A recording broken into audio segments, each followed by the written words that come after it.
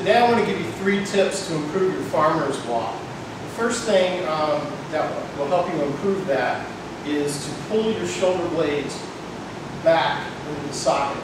Now a lot of people are getting some engagement of the lats because of the weight when they hold the handles. It's pulling down, so they're getting some engagement of the lats. But what I'm seeing is that the upper back isn't being pulled forward or being pulled back. So the shoulder blades are kind of going forward when people hold it.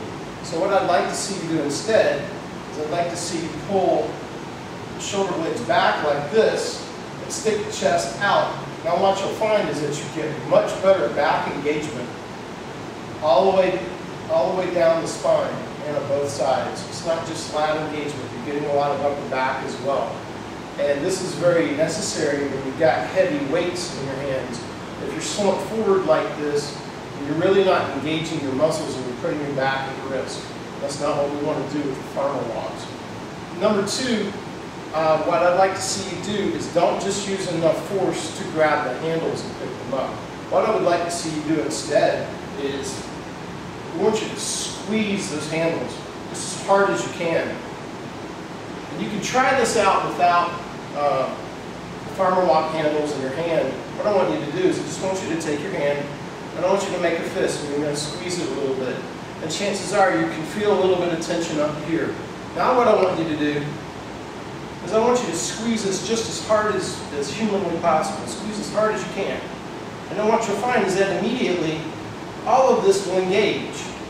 But that won't happen if you just squeeze this a little bit. So when you've got the farmer walk handles or the dumbbells or the kettlebells or whatever it is you're using, squeeze the handle as hard as you can. You're going to get a lot more muscle activation.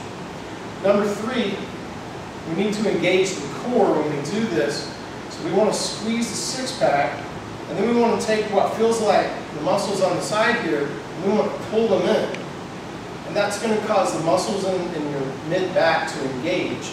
Now we need that structure to be very solid because we're holding usually some pretty heavy weights in farmer walks.